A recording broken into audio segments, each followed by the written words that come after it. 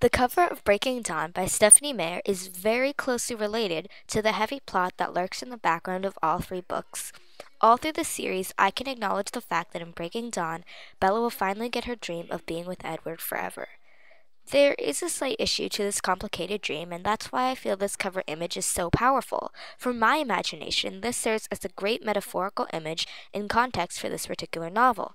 The incredibly well thought out similarities between Bella and Edward and a king and a pawn make it easy for me to understand the cover. For instance, the pawn is simply a small yet powerful piece on the chessboard, similar to how Edward was just a small but incredibly powerful influence and presence in Bella's life. The move of a pawn in chess is similar to the decision that Edward makes in Twilight to stay with Bella and keep her safe. Both can set off a chain reaction of events capable of altering the finale of the game or the ending of the story. The pawn lurking in the background gives me the feeling of a predator and prey and of the vulnerable stage Bella might be standing on. The small pawn in the back is signifying that Edward's time is drawing near, as Bella has already fulfilled her part of the quote-unquote bargain. The time to check the queen arises. The first chapter of Breaking Dawn had me really thinking about how many different emotions can go through me all at once. During this chapter, there's a wedding for the main characters, and all the people in the story are busy getting ready for the occasion. In this context, you can feel many different emotions, from excited to nervous and anything in between. This story is told, in this part, from the main character's point of view, so it really makes me feel in the moment. In this chapter, it's fun to put myself in the point of view of the main character. I began feeling nervous and a little resent simply because this is what the main character felt. The way the author describes the situation really made me feel like I was there. I know from this chapter that the narrator is really not looking forward to this particular event, and I wondered why.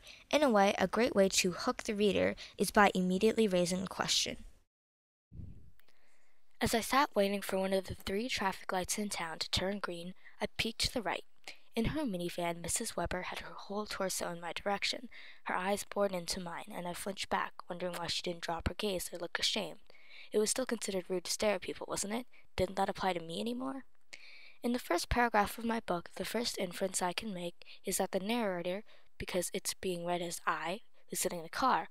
Also, something must be drawing attention to the narrator.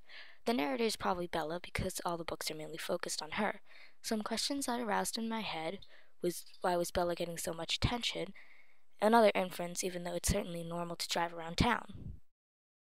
I'd had more than my fair share of near-death experiences. It wasn't something you ever really got used to. It seemed oddly inevitable, though, facing death again, like I really was marked for disaster. I'd escaped time and time again, but it kept coming back for me. This is an interesting passage to throw in at the beginning, because even before you tumble into the story, there's already something pulling you towards Bella and feeling strong compassion for her. I realized while reading this from Bella's perspective that this was a good representation of how one might feel while being cornered or vulnerable. This passage well describes Bella's feelings of exposed, unprotected, and the irony of continuing cycle that she finds herself pinned to.